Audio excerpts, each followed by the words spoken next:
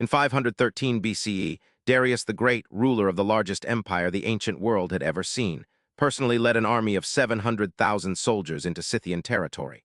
The Scythians had no cities to defend, no walls to hide behind, and no standing army to field. So they simply rode away. They burned the grass. They poisoned the wells. They let the Persians march into emptiness until the greatest military force on earth was starving and broken. And Darius, conqueror of Egypt, Babylon, and the entire Near East, was forced to retreat in humiliation. The people who owned nothing defeated the empire that owned everything. For 2,000 years, the Scythians were dismissed as barbarians, wild nomads on horseback, drunk on fermented mare's milk, worshipping serpent-legged goddesses in the endless grass. But the gold they left behind tells a completely different story. Extraordinary craftsmanship, technically impossible for their time. Scattered across a territory larger than the Roman Empire at its height, they built no cities, left no written language, and yet their fingerprints are on everything, from the clothes you're wearing right now to the legend of the Amazons to the DNA of millions of living Europeans. This is the story of the Scythians, the Golden Warriors history forgot. To understand the Scythians, you have to understand the world they stepped into. It is the early 1st millennium BCE. The Bronze Age has collapsed. Egypt is contracting, its empire shrinking back toward the Nile. The Assyrian Empire dominates the Near East through terror, flaying enemies alive, piling conquered cities in skulls. Greece is fragmented into hundreds of squabbling city-states. Persia hasn't risen yet. China is in the chaos of the spring and autumn period. The world is violent, unstable, and rearranging itself. And stretching across the spine of the Eurasian continent, from the Black Sea in the west to the Altai Mountains in the east, lies the Pontic-Caspian steppe. 3,000 miles of open grassland. No trees to stop the wind, no landmarks to navigate by, an ocean of grass that most settled peoples considered the edge of the known world and the beginning of something terrifying. For the Scythians, it was home. They were Iranian-speaking peoples, linguistically related to the Medes and Persians, who had perfected what no civilization before them had fully managed, complete mastery of horse culture. They didn't just ride horses. They lived on them, fought from them, bred them with precise purpose, and built an entirely new kind of military power around them. Around 900 BCE, something shifted. Climate changes in Central Asia pushed populations westward. The people who would become the Scythians had predecessors on the steppe, a culture archaeologists call Sumerian. But by 700 BCE, the Scythians had displaced them entirely, establishing dominance across the entire northern steppe from the Danube to the Urals. The ancient world noticed immediately. Assyrian records from around 680 BCE describe terrifying raids by a people they called Askuzai, almost certainly the Scythians, striking deep into Anatolia and the Near East. The Assyrian king Esarhaddon was alarmed enough to attempt a diplomatic marriage, offering his daughter to a Scythian chieftain named Bardatua. Think about what that means. The most feared military power in the world, the Assyrian Empire, was seeking to appease a nomadic people it couldn't stop. The Scythians weren't just raiders. They were a geopolitical force from the very beginning. What made the Scythians extraordinary wasn't brutality. Every ancient culture had brutality. What made them different was innovation at every level of their existence. The composite bow. The Scythians perfected a short, recurved bow built from layers of wood, bone, and sinew, technology engineered specifically for use on horseback. Modern tests have confirmed these bows had draw weights of over 100 pounds and effective ranges of 150 meters. A trained Scythian warrior could fire 10 to 12 arrows per minute, while riding at full gallop, while turning to fire backward at a pursuing enemy. This technique, firing over the shoulder while retreating, became so specifically associated with the Scythians that the Greeks gave it a name, the Parthian shot. It echoes in our language today as a parting shot. A devastating final blow delivered in retreat. They developed the echinakes, a short iron sword perfectly engineered for mounted close combat. They innovated saddle design. They produced iron-tipped arrowheads in such quantities that Scythian arrowheads have been found from Egypt to Mongolia. And they invented trousers. This sounds trivial. It is not. Trousers are the single most practical garment for riding a horse. And before the Scythians diffused this innovation westward, Greek soldiers wore tunics and Romans wore togas into battle. The pants you're wearing right now trace their origin directly to the Scythian steppe. 2,500 years of cultural transmission from a nomadic people most people have never heard of. But their military and technological legacy, remarkable as it was, is not what stopped Soviet archaeologist Boris Moszkowski cold on June 21, 1971. He was excavating the Tovsta Mohyla Kurgan, one of thousands of burial mounds scattered across the Ukrainian steppe near the city of Dnipro. He broke through into a sealed chamber and found a golden pectoral, a chest ornament meant to be worn over armor, that remains one of the most extraordinary objects ever excavated from the ancient world. 30 centimeters across, solid gold, nearly 2 kilograms, and decorated in 3 concentric bands with scenes of astonishing detail. Scythian men milking mares, a man stitching a garment, horses nursing their foals, mythological creatures locked in mortal combat.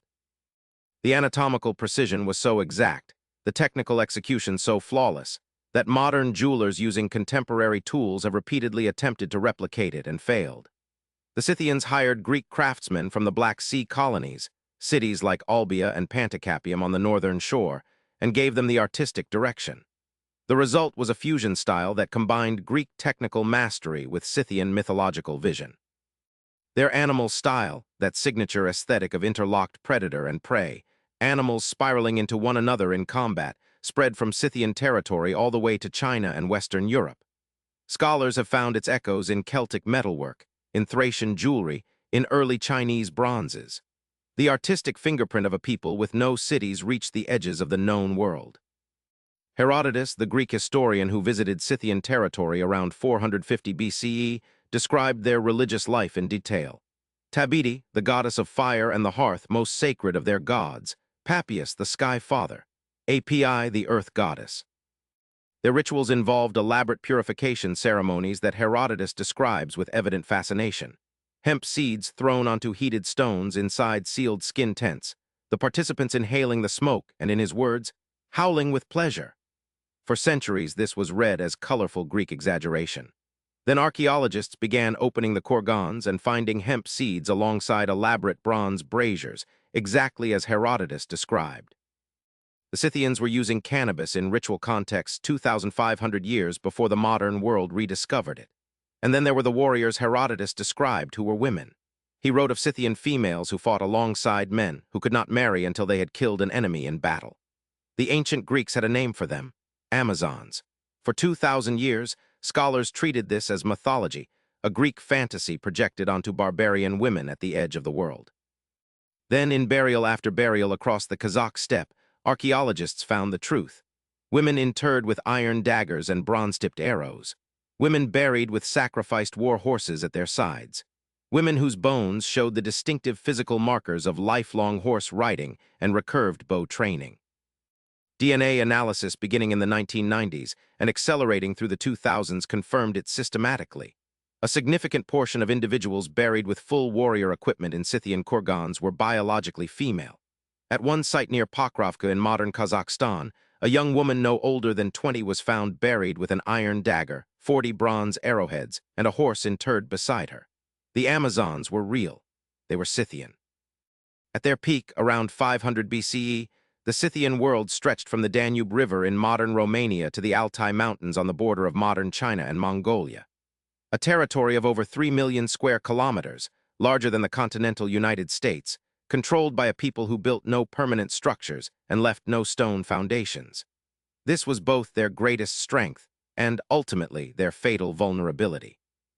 In 513 BCE, Darius I of Persia decided to end the Scythian problem permanently. His empire stretched from Egypt to modern Pakistan. He had conquered Babylon. He had subjugated the Ionian Greeks. He had carved his victories into cliff faces in 3 languages so that all peoples for all time would know his greatness. And the Scythians, raiding his northern frontier, destabilizing his Thracian holdings, existing as a perpetual embarrassment on the edge of his empire, had to be destroyed. He assembled a force that ancient sources number at 700,000 men. Modern historians revised that down to somewhere between 200,000 and 400,000. Still, by any measure, the largest single military expedition in the ancient world to that point. He built a pontoon bridge across the Bosphorus, an engineering achievement that stunned the Greek observers who watched it. He crossed the Danube. He marched into Scythia and found nothing. The Scythian king Idantheus had no intention of fighting a pitched battle he couldn't win. He simply moved his people, his livestock, his wagons, his families, everything, just beyond Persian reach. The cavalry rode parallel to the Persian advance, burning the grass, poisoning the wells, herding the animals away. The Persian army marched hundreds of miles through an empty burning steppe, heat and hunger and disease eating through the ranks, and never found an enemy to engage. Darius sent a furious message demanding that Theseus either submit or stand and fight. The Scythian king's response, preserved by Herodotus, is one of the most remarkable communications in ancient history. Scythian: our way of life is this: we have no cities, no cultivated lands, nothing whose loss would hasten our submission.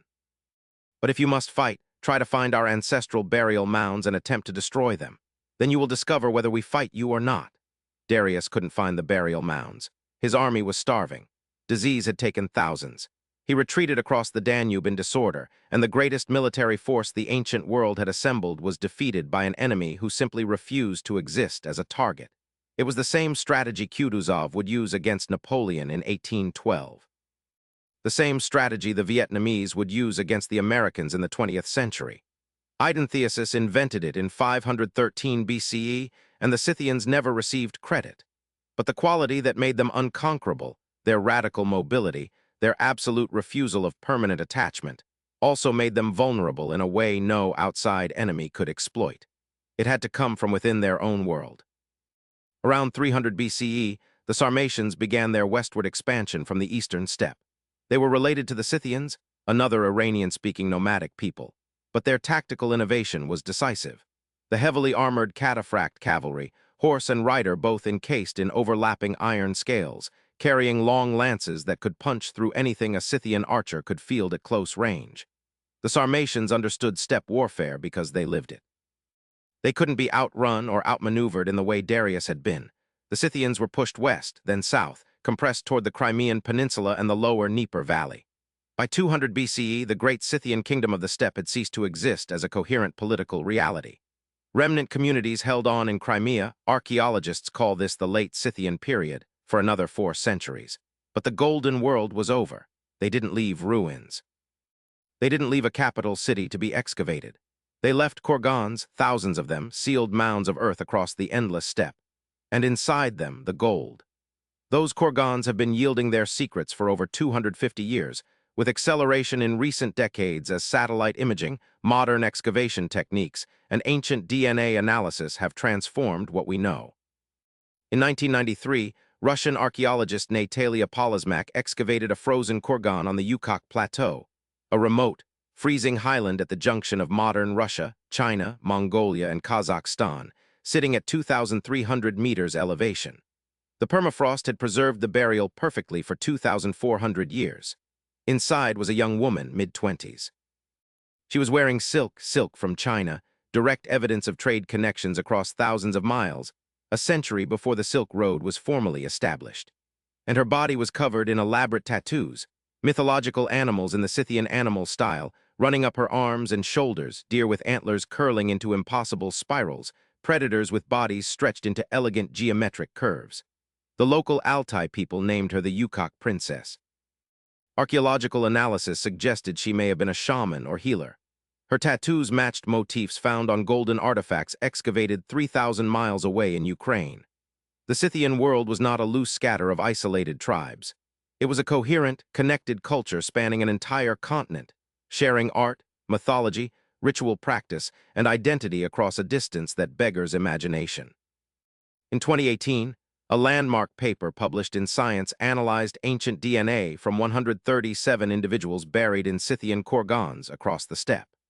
The results confirmed that the Scythians were not a single genetic population, but a culturally unified confederation drawing from diverse peoples across Eurasia. And their genetic legacy did not disappear when the Sarmatians pushed them off the steppe. It dispersed into the populations of Eastern Europe, the Caucasus, Central Asia. Between 10 and 20% of the ancestry of modern Eastern Europeans traces back directly to Scythian and related steppe populations. The Scythians didn't vanish. They became us. Their cultural legacy runs even deeper than genetics. The word Amazon, the name the Greeks gave to their warrior women, almost certainly derives from a Scythian or related Iranian linguistic root, possibly Hamazon, meaning warrior women. The entire Amazon tradition in ancient Greek mythology, from Herodotus's accounts to the legendary battles at Troy, appears to be a cultural memory of sustained contact with real Scythian female fighters. Those myths were recorded, retold, and eventually became Marvel Comics and Hollywood films. The origin is a 20-year-old woman buried with her dagger on the Kazakh steppe 2,500 years ago. The cannabis ritual Herodotus described shows up in Sanskrit texts and Zoroastrian practice across the broader Iranian cultural world. The Scythian concept of the heroic mounted warrior, the lone horseman who lives by personal courage, who travels light, who answers to no king and no wall, echoes through Persian epic poetry, through the Arthurian knight, through the Western film genre. The cultural archetype of the lone rider on the open plain has roots that reach back at their deepest to the Scythian steppe. So why were they forgotten? Partly because they left no writing. History is narrated by the literate, and the Scythians were not literate. Everything recorded about them in the ancient world was written by Greeks, Persians, and Assyrians, people who were their trading partners, their enemies, or their distant, fascinated observers. Herodotus is invaluable, but he was writing for an Athenian audience that found the Scythians simultaneously admirable and monstrous. His account is the primary ancient source, and it was written by an outsider looking in. Partly because nomadic cultures don't leave the kind of monumental evidence that gets turned into textbook chapters and museum exhibitions. No Parthenon, no Great Wall, no Colosseum. Just mounds of earth rising from the grass, and inside them gold waiting for the right question to be asked. The right questions are finally being asked. The Khazars are being opened with scientific precision rather than treasure hunters' shovels. The DNA is being analyzed. The tattoos are being read.